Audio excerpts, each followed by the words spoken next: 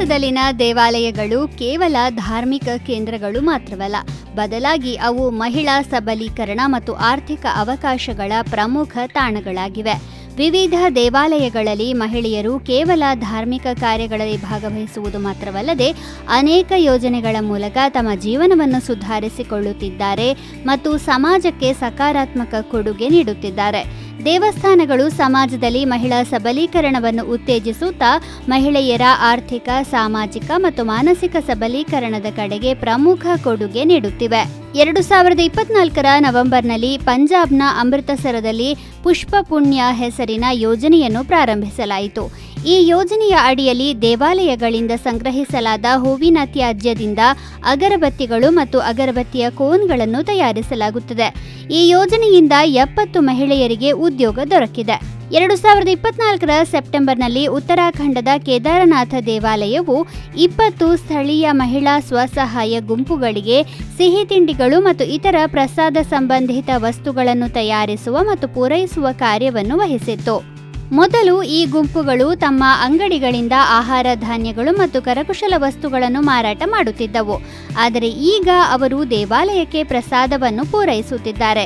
ಈ ಉಪಕ್ರಮದ ಮೂಲಕ ಮಹಿಳೆಯರು ಉದ್ಯೋಗವನ್ನು ಪಡೆದಿದ್ದು ತಮ್ಮ ಸಾಮೂಹಿಕ ಪ್ರಯತ್ನಗಳ ಮೂಲಕ ಆರ್ಥಿಕ ಸ್ವಾವಲಂಬನೆಯತ್ತ ಹೆಜ್ಜೆ ಹಾಕುತ್ತಿದ್ದಾರೆ.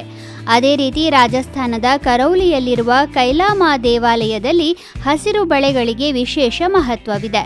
ಇದನ್ನು ಮಹಿಳೆಯರು ಮತ್ತು ಹುಡುಗಿಯರು ಆಶೀರ್ವಾದವಾಗಿ ಧರಿಸುತ್ತಾರೆ. ಈ ಬಳೆಗಳು ರಾಜ್ಯದ ವಿವಿಧ ಭಾಗಗಳ ಸಾವಿರಾರು ಕುಟುಂಬಗಳಿಗೆ ಉದ್ಯೋಗ ನೀಡುತ್ತವೆ. ಫಿರೋಜಾಬಾದ್ನ ಈ ಕೆಂಪು ಮತ್ತು ಹಸಿರು ಬಳೆಗಳು ಸುಮಾರು 5,000 ಜನರಿಗೆ ಉದ್ಯೋಗವನ್ನು ಒದಗಿಸುತ್ತವೆ. ಇದರಿಂದಾಗಿ ಮಹಿಳಾ ಸಬಲೀಕರಣ ಮತ್ತು ಆರ್ಥಿಕ ಸಮೃದ್ಧಿಯನ್ನು ಉತ್ತೇಜಿಸಿದಂತಾಗುತ್ತಿದೆ. ಅದೇ ರೀತಿ ಉಜ್ಜಯಿನಿಯ ಮಹಾಕಾಳೇಶ್ವರ ದೇವಸ್ಥಾನವು ಪುಷ್ಪಾಂಜಲಿ ಇಕೋ ನಿರ್ಮಿತ್ ಎಂಬ ಯೋಜನೆಯನ್ನು ಪ್ರಾರಂಭಿಸಿದೆ. ಇದರ ಅಡಿಯಲ್ಲಿ ಮಹಿಳೆಯರು ಹೂವಿನ ತ್ಯಾಜ್ಯದಿಂದ ಉತ್ತಮ ಗುಣಮಟ್ಟದ ಉತ್ಪನ್ನಗಳನ್ನು ತಯಾರಿಸುತ್ತಾರೆ. ಶಿವ ಅರ್ಪಣ್ ಸ್ವಸಹಾಯ ಗುಂಪಿನ ಮಹಿಳೆಯರು ಈ ಉತ್ಪನ್ನಗಳನ್ನು ತಯಾರಿಸುತ್ತಾರೆ ಮತ್ತು ತಿಂಗಳಿಗೆ 10,000 ರೂಪಾಯಿವರೆಗೆ ಗಳಿಸುತ್ತಾರೆ. ಉಪಕ್ರಮವು ಇದುವರೆಗೆ 2,200 ಟನ್ ಹೂವಿನ ತ್ಯಾಜ್ಯವನ್ನು ಸಂಸ್ಕರಿಸಿದ್ದು 3,02,50,000 ಧೂಪದ್ರವ್ಯವನ್ನು ಉತ್ಪಾದಿಸಿದೆ. ತಿರುಪತಿಯಲ್ಲಿರುವ ತಿರುಮಲ ದೇವಸ್ಥಾನವು ಸ್ವಸಹಾಯ ಗುಂಪುಗಳ ಮೂಲಕ 150 ಮಹಿಳೆಯರಿಗೆ ಉದ್ಯೋಗವನ್ನು ಒದಗಿಸಿದೆ.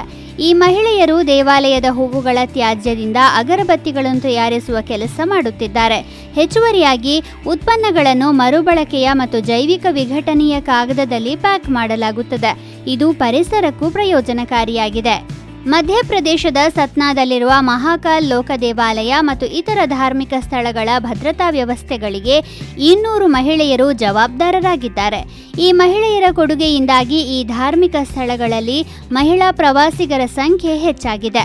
ಈ ಉಪಕ್ರಮವು ಮಹಿಳೆಯರನ್ನು ಭದ್ರತೆಯಲ್ಲಿ ಪಾಲುದಾರರನ್ನಾಗಿ ಮಾಡುವುದಲ್ಲದೆ ಅವರನ್ನು ಸ್ವಾವಲಂಬಿಗಳನ್ನಾಗಿ ಮಾಡುತ್ತದೆ. ರಾಷ್ಟ್ರೀಯ ಗ್ರಾಮೀಣ ಜೀವನೋಪಾಯ ಮಿಷನ್ಗೆ ಸಂಬಂಧಿಸಿದ ಮಹಿಳಾ ಸ್ವಸಹಾಯ ಗುಂಪುಗಳು ಕಾಶಿ ವಿಶ್ವನಾಥ ದೇವಸ್ಥಾನಕ್ಕೆ ಶ್ರೀ ಅನ್ನಪ್ರಸಾದವನ್ನು ಸಿದ್ಧಪಡಿಸುತ್ತಿವೆ. ಕೊಡುಗೆಗಳನ್ನು ವಿವಿಧ ಸ್ಥಳೀಯ ಉತ್ಪನ್ನಗಳಿಂದ ತಯಾರಿಸಲಾಗುತ್ತದೆ ಮತ್ತು ಈ ಉಪಕ್ರಮವು ಮಹಿಳೆಯರಿಗೆ ಉದ್ಯೋಗಾವಕಾಶಗಳನ್ನು ಒದಗಿಸುತ್ತಿದೆ. ಹೀಗೆ ಭಾರತದಲ್ಲಿನ ದೇವಾಲಯಗಳು ಮಹಿಳೆಯರ ಸಬಲೀಕರಣದಲ್ಲಿ ಪ್ರಮುಖ ಪಾತ್ರ ವಹಿಸಿವೆ. ಹೂವುಗಳಿಂದ ಧೂಪದ್ರವ್ಯವನ್ನು ತಯಾರಿಸುವುದು, ಪ್ರಸಾದವನ್ನು ತಯಾರಿಸುವುದು ಅಥವಾ ದೇವಾಲಯಗಳ ಭದ್ರತೆಯನ್ನು ನಿರ್ವಹಿಸುವುದು, ಈ ಎಲ್ಲ ಉಪಕ್ರಮಗಳಲ್ಲಿ ಮಹಿಳೆಯರಿಗೆ ಉದ್ಯೋಗಾವಕಾಶಗಳು ದೊರೆತಿವೆ. ಈ ಉಪಕ್ರಮಗಳು ಮಹಿಳೆಯರನ್ನು ಸ್ವಾವಲಂಬಿಗಳನ್ನಾಗಿ ಮಾಡಲು ಸಹಾಯ ಮಾಡುವುದಲ್ಲದೆ ಅವರ ಆತ್ಮವಿಶ್ವಾಸವನ್ನು ಹೆಚ್ಚಿಸಿವೆ. ಹೀಗೆ ದೇವಸ್ಥಾನಗಳ ಸಾಮಾಜಿಕ ಮತ್ತು ಆರ್ಥಿಕ ಪಾತ್ರ ಹೆಚ್ಚುತ್ತಿದ್ದು ಇದು ಮಹಿಳೆಯರಿಗೆ ಹೊಸ ದಿಕ್ಕು ಮತ್ತು ಅವಕಾಶಗಳನ್ನು ಒದಗಿಸುತ್ತಿದೆ.